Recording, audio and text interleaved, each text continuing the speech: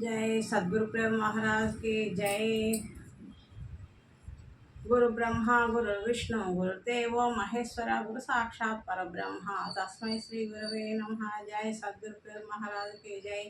मातृदेवो भव पितृदेवो भव आचार्य देवो भव अतिथि देवो भव। అందరూ భాగస్వరూపులే, తల్లి తండ్రి గురువు అతిథులు అందరూ కూడా భాగవస్వరూపుల వాళ్ళందరికీ కూడా ప్రణామాలు అర్పించుకుంటూ అచల బోధ యథార్థ బోధ అండి ఇది. ఎరుకోత్పత్తి లక్షణం 66వ కందపద్యం. మన 65 దాకా చదువుకున్నాం మనం.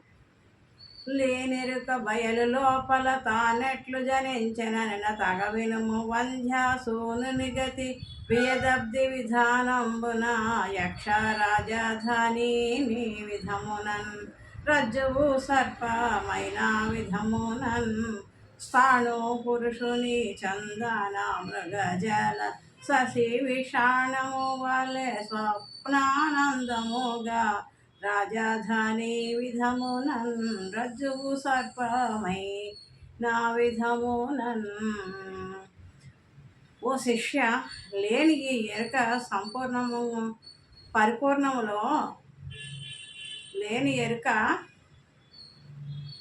ఈ లేని ఈ ఎరుక పరిపూర్ణము లోపల ఏ విధంగా ఏర్పడిందనగా గొడ్రాలు బిడ్డవలే. గొడ్రాలు అంటే పిల్లలు కలగని వారు. వారికి పిల్ల పుట్టడం వాస్తవమా? లేదు కదా. పిల్ల సంతానం కలిగితే గొడ్రాలని ఎందుకు వస్తుంది పేరు? రాదు. అంటే గొడ్రాలకి బిడ్డ లేదు, ఉందని అపోహ. అది గొడ్రాలి బిడ్డ వలె, ఆకాశ పుష్పం వలె. ఆకాశంలో పువ్వు పూస్తుందా? దానికి మొదలు చెట్టు, దాని పోషణ ఏమీ లేకుండా ఆకాశంలో ఒక పువ్వు పూస్తుందంటే మీరు నమ్ముతారా? దేని ఆధారంగా పూస్తుంది? లేదు, అలాంటిది జరగదు. కుబేరు నగరం వలె యక్ష రాజధాని. కుబేరుడు నగరం ఉంది అంటే నమ్ముతారా? యక్షులు లేనిది ఉన్నట్టుగా అప్పటికప్పుడు అలాగా రాజధానులు సృష్టించేస్తారు, అందమైన భవనాలు సృష్టించేసి మనం భ్రమ పెడతారు. చూస్తే అక్కడ ఏముండదు, అదొక మాయ.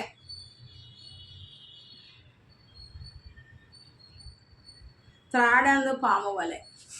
పాము ఉందని భ్రమ పడతాం. తాడు చీకట్లో మనకి గాలికి అటు ఇటు కదలడం వలన అయ్యి బాబాయ్ పాము అని అనుకుంటాం.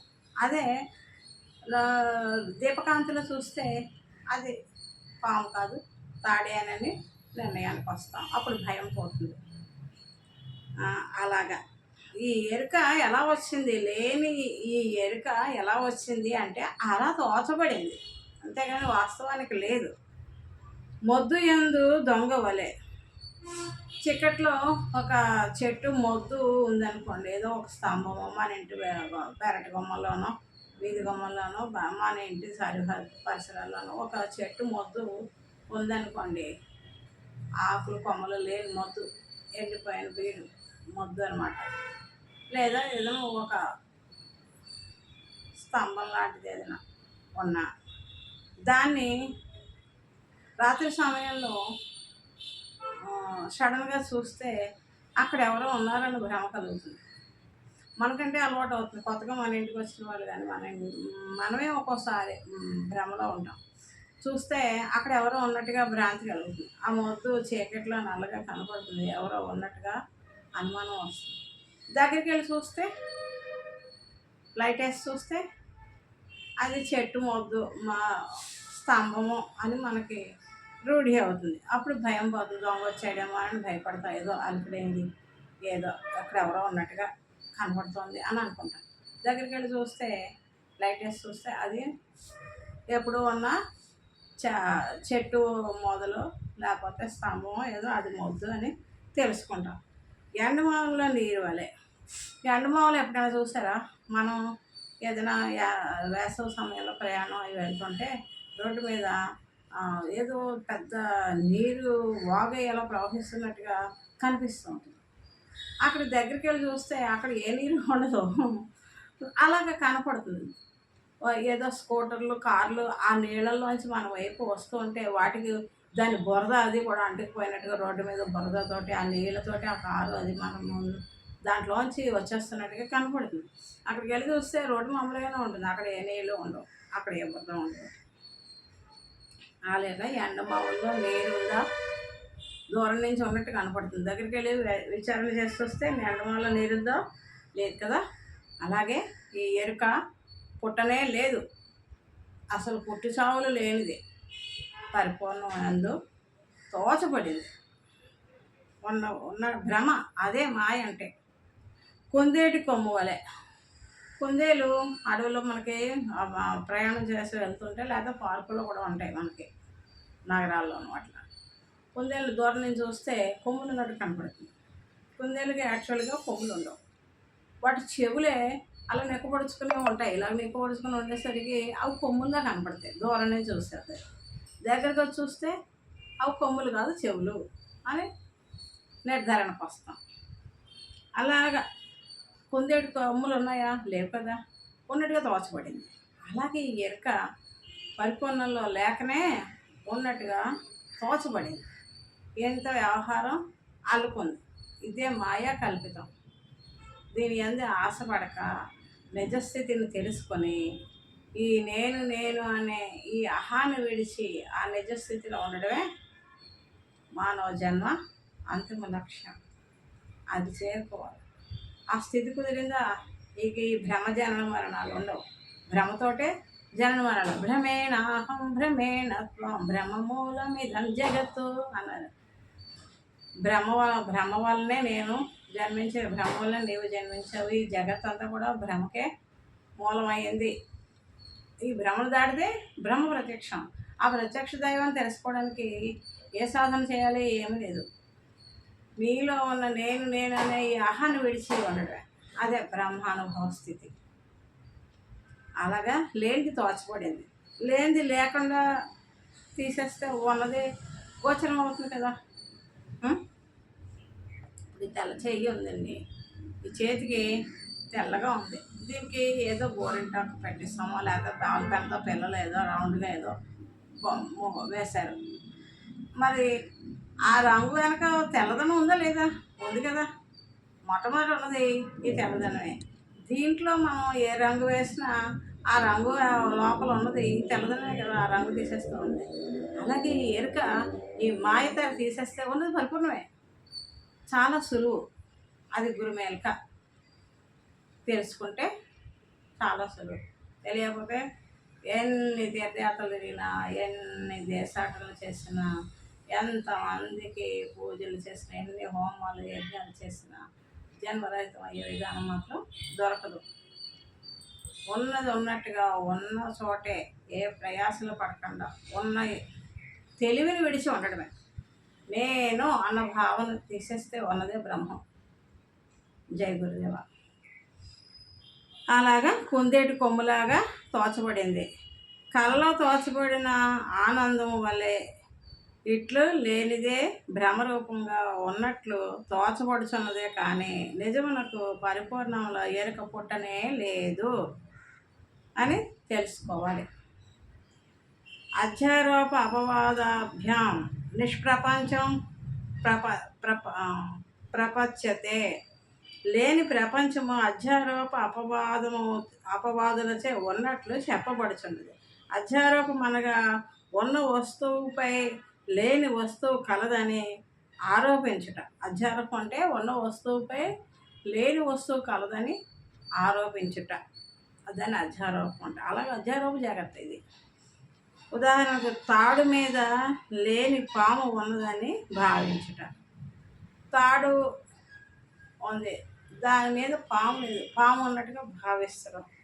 అపవాదం అనగా అసలు వస్తువే లేదు కానీ ఉన్నదని చెప్పుకొనుట. ఉదాహరణకు కుందేటి కొమ్ము, గుడ్రాల బిడ్డ చెప్పుకొనుటకు మాత్రమే కానీ వస్తువు లేనే లేదు. ఈ విధముగానే ఉన్న పరిపూర్ణ పరబ్రహ్మనందు లేని ఈ ఎరుక పుట్టినదని చెప్పుట అని భావము. ఈ భావమునే ఈ క్రింది పద్యంలో కూడా మరొక మారు చెప్పుచున్నారు. నెక్స్ట్ పద్యం కూడా ఇదే లేని దాని గురించే చెప్తున్నారు. జై గురుదేవ. లేనెరుకను లేనెరుకను ఎరుకనియన లేనెరుకెట్లా ఆయన నినా దెలెస్సగ వినుమా. లేని మృగజలము వంజాసూతుని గని గుండి వెదక చూడలేనట్లు లేనెరుకాయడాలేదిట్లు స్థాను పురుషుడు శశి విషాణము గగన ప్రసూనమున నరుని స్వప్నానందమని ఇవి వెదకి చూడలేనట్లు ఈ లేనెరుకాయడాలేదిట్లు. ఇదాక చెప్పాలి ఉదాహరణ ఈ పద్యంలో కూడా వచ్చింది. లేనెరుక ఎలా అయినదనగా లేని ఎండమావులలో నీరు వలె. ఎండమావుల్లో నీరు ఉందా, పైన ఆకాశంలో మబ్బులు ఆ నీడ రోడ్డు మీద కింద పడితే ఆ మబ్బుల నీడ కింద ఏదో జలప్రవాహం ఉన్నట్టుగా కనబడుతోంది. అక్కడికి వెళ్ళి చూస్తే అక్కడ జలప్రవాహం ఏమి ఉండదు. అలాగే లేని ఎరుక ఉన్నట్టుగా తోచబడింది. ఆకాశ పుష్పం వల్ల ఆకాశంలో పువ్వు ఉందంటే నమ్ముతామా? ఆకాశానికి పువ్వు పూస్తుంది, కోసుకురా అంటే మనం పట్టుకోగలమా? ఆకాశం అంతా నిండి ఉన్నది పరాకాశం. దాని నుంచి పువ్వు ఏంటి? పువ్వు కావాలంటే ఒక మొదలు చెట్టు ఏదో ఉండాలి. దానికి ఏ ఆధారం లేకుండా పువ్వు ఆకాశానికి పూస్తుందంటే నమ్ముతామా? అలాగే పరిపూర్ణమే ఉంది, ఈ ఎరుక లేదు. ఆకాశం పువ్వు పూస్తుందని మాట వరుసగా అన్నారు అంతే. అలాగే ఈ జగత్తు ఉందని భ్రమ కల్పితం. లేదు, లేని వారికి లేదు. ఉంది అనుకుంటే ఎప్పటికీ ఉంటూనే ఉంటుంది, వదలదు. ఎరుకను వదిలించుకునే ప్రయత్నంలో ఈ గురువాక్యాన్ని నమ్మి లేని అనుభూతి పొంది లేకుండా పోవాలి. అప్పుడే తిరిగి రాని మంచి స్థితి కలుగుతుంది. ఎరుకను ఏమాత్రం నిలుపుకున్న జనన మరణాలకు అదే కారణం. మానవునికి స్వప్నం వలె కలిగిన ఆనందం వలె, స్వప్నంలో ఎంతో ఆనందం కలుగుతుంది మానవులకి. అంటే మనకి స్వప్నం పడుకుంటాం, ఎన్నో ఆనందాలు అద్భుతాలు కనిపిస్తాయి, ఎంతో ఆనందపడతాం. తక్కువ వెలుగు వస్తుంది. అవన్నీ ఉన్నాయా?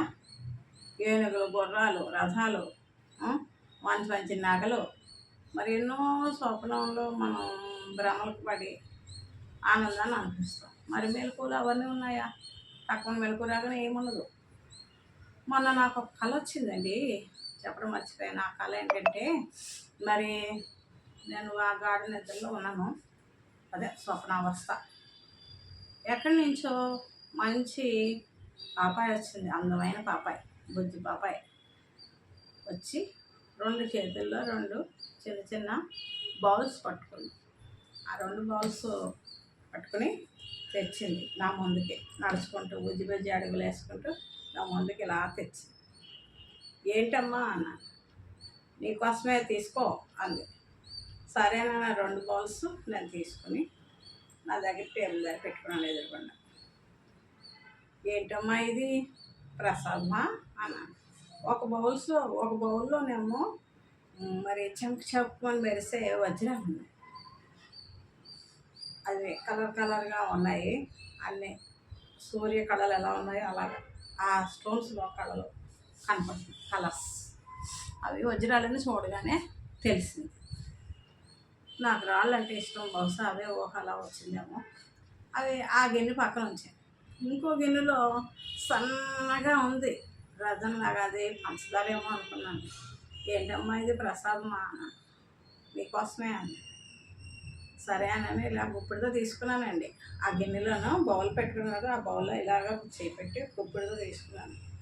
నోట్లో పోసుకుందాం, ప్రసాదం తిందాం అని పంచదారలాగా అనిపించిందండి. చూస్తే ఇలాగ ఆ బౌల్లో తీసుకుని ఇలా దగ్గరికి తెచ్చుకున్నాను, ఇలా ఇప్పి చూసుకున్నాను. తినే ముందు చూసుకుంటాం కదండి, చూసుకుంటే అవి కూడా వజ్రాలే. చిన్న చిన్న చిన్న చిన్న చిన్న రవ్వలు అనమాట, పంచదార అంత ఉన్నాయి రవ్వలు. అవి వజ్రాలే. ఒకటి పెద్ద స్టోన్స్, ఒకటి చిన్న స్టోన్స్ అనమాట. 2 బౌల్స్ నాకు ఇచ్చింది ఆ పాపాయి. అది ఇలా పట్టుకుని నోట్లో వేసుకుందామని చూసి పంచదార కదా అనుకున్నాను. చూస్తే రవ్వలు, పంచదార కాదు. అయితే మరి రవ్వలు తినకూడదు కదా, నోట్లో వేసుకుంటే అది కరగదు కదా, తినకుండా మళ్ళీ ఆ బౌల్లో వేసేసాను. ఏంటమ్మా ఇవి అన్నాను ఆ పాప అయినా. రవ్వలా అన్నాను. అంది. ఏం చేసుకోను అన్నా. నగలు చేయించుకో అంది. అలాగే అమ్మా అనేసి ఆ అమ్మాయికి నవ్వుతూ చూశాను. ఆ అమ్మాయికి దండం పెట్టాలి కానీ బ్లెస్సింగ్స్ ఇవ్వాలని ఏమనిపించలేదు. అనేది మళ్ళీ ఆ బౌల్లో ఈ చేతితో పట్టుకున్న ఇది ఈ పంచదార లాంటి రోజుల లాంటిది ఆ బౌల్లో వేసేసాను. ఇలా మొత్తం వేసేసాను. వేసేస్తే అన్ని పడిపోయి కానీ కొన్ని నా చేతికి ఇలా అంటుకుపోయి ఉన్నాయి. కొన్ని రవ్వలు అందులో పడలేదు. టక్కుమని మెలకు వచ్చేసింది. కళ మెలకు వచ్చేసరికి చూస్తే ఆ వజ్రం లేవు, ఆ పాపాయి లేదు. నా మాంసం మీద నేను ఉన్నాను. ఎక్కడికి వెళ్ళినా కూడా నాకు తెలియదు. స్వప్నం అలాగే ఉంటుంది. ఆ వజ్రాలు లేవు, ఆ పాపాయి లేదు.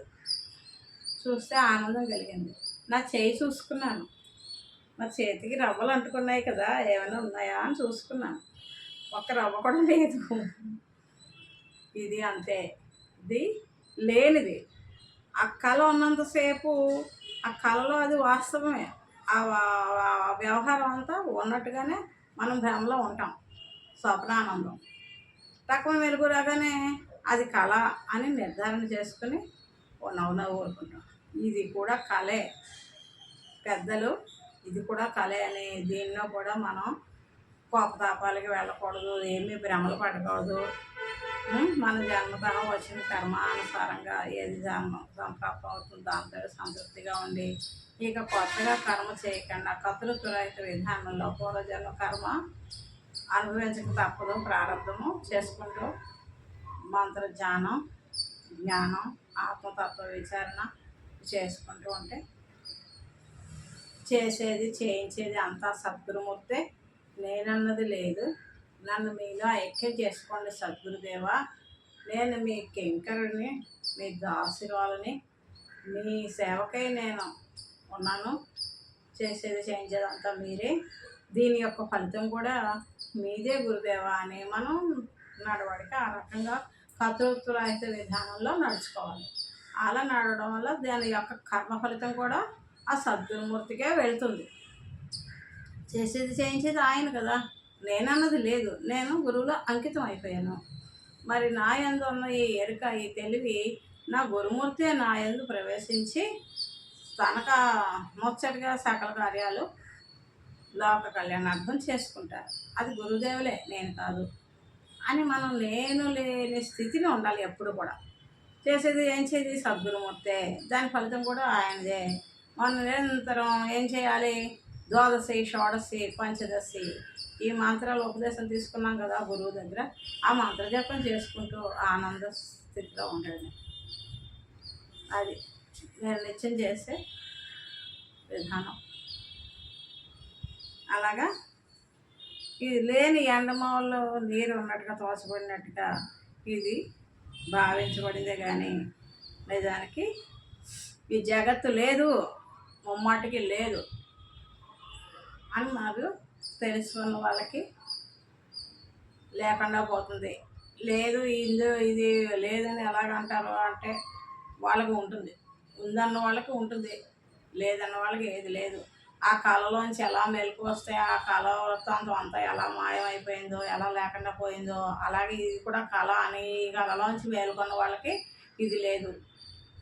ఇది గురువాక్యం. లేనిదే ఉన్నట్లు ఏర్పడింది అనగా మాట వరుస కానీ అవి వెదకి చూసినచో ఎక్కడ లేవు. అవన్నీ ఎరికే.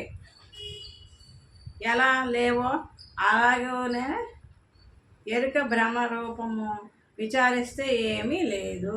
ఇదంతా భ్రమ కల్పితము. బ్రహ్మ కల్పితం కాదు, భ్రమ కల్పితము. ఈ భ్రమను దాటితే బ్రహ్మ ప్రత్యక్షం. జయ గురుదేవ. ఎరుకోద్భవం ఎట్లన్నను సరళంబొగనారికేళ సలిలము భంగిన్. ఎరుకోద్భవం ఎట్లన్నను సరళంబొగనారికేళ సలిలము భంగిన్. ఎరుకెట్లు బోవునను నన్నను కరిమింగిన వెలగి పండు కరుణింగా నెరుగు తిరిగి రాని కరుణింకోటెరుగు పరిపూర్ణమున్నది ఎరుక తానెరిగితే ఎరుకే మగ్గును భస్మాసురుడు మ్రగ్గిన నాటి కరణిగా నెరుగు తిరిగి రాని కరణింకోటెరుగు. జై సద్గురు మహారాజుకి జై. ఓ శిష్య, ఎరుక ఎలా పుట్టినదనగా కొబ్బరికాయలో నీరు ఎవరికి తెలియనిదే కనిపించకుండా ఎలా వచ్చినదో అలాగున ఎవరికి తెలియకుండా తనంత తానుగానే వచ్చింది. ఎరుక ఎలా వచ్చిందంటే కొబ్బరికాయలో నీళ్ళు ఎలా వచ్చాయి ఎవరికైనా తెలుసా? అలాగే ఎరుక దాని అంతటా అది వచ్చింది, ఎవరికి తెలియదు దాని రహస్యం. మరి ఎరుక ఎలా పోవుననగా ఏనుగు మింగిన వెలగ పండు, ఆ పండు ఎంత మాత్రము భిన్నము కాకుండా అందులో గుంజు పదార్థము అంతయు హరించిపోయినట్లుగా అట్లే ఎరుక తనకు తానే లేకుండా పోవును. అర్థమైందండి? ఏనుగు వెలగపండు మింగుతుంది, కొరకదు. మనకులాగా బాధలు కొట్టుకోవడం, ఆ ముక్క తీసుకోవడం, పెచ్చు తీసుకోవడం, గొంజు తినడం చేయదు. ఏనుగు వెలగపండు పెడితే అలా చొట్టుకొని తొండతో నోట్లో పెట్టేసుకుని ఆమని మింగేస్తుంది.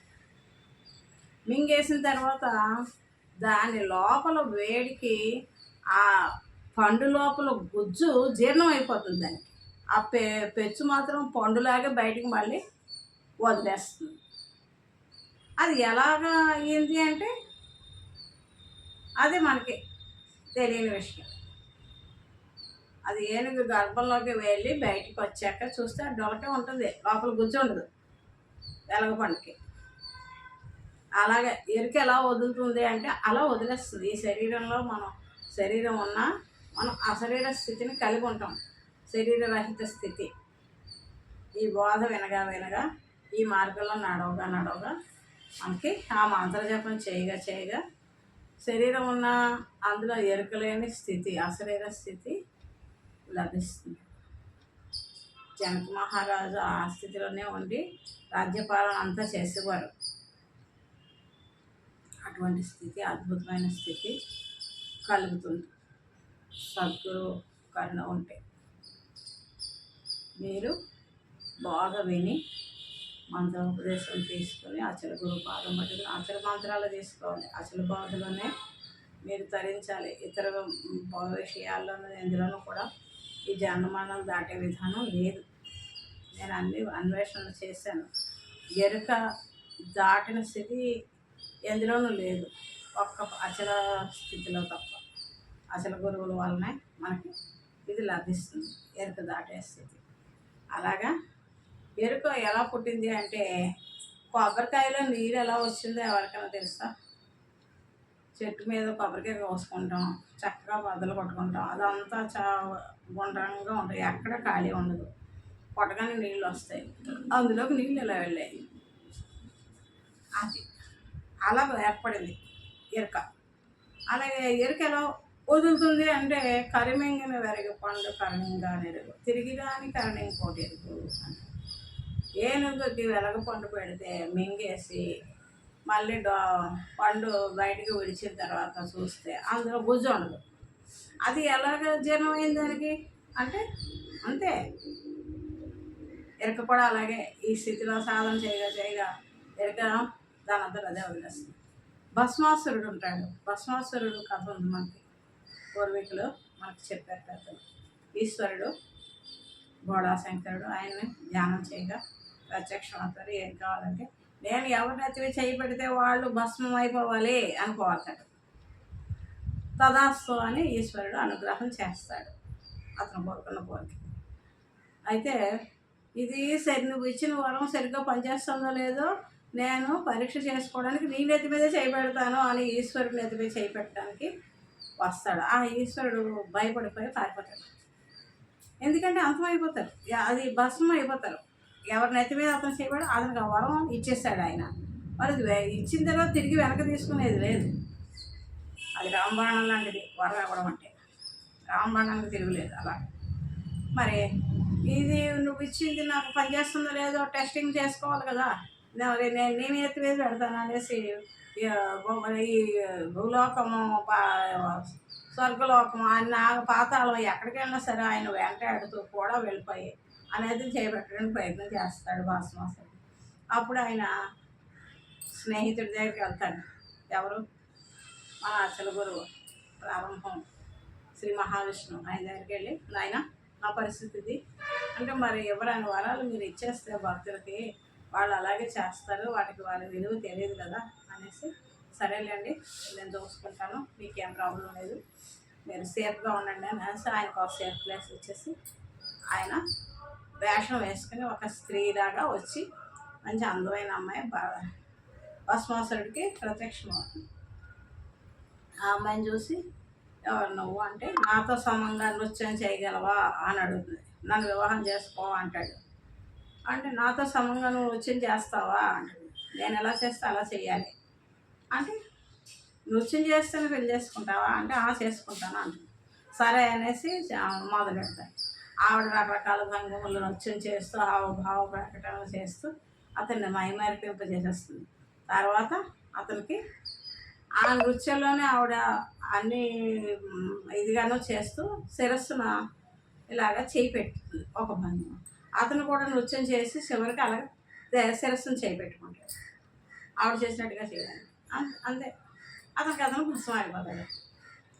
అలాగా పరిపూర్ణం ఉంది అని ఎరుక తెలుసుకుంటే, నీలో ఉన్న ఈ తెలివి పరిపూర్ణాన్ని కనుక దర్శిస్తే, అహం రహితమైన స్థితి కలిగి ఉంటే, అప్పుడు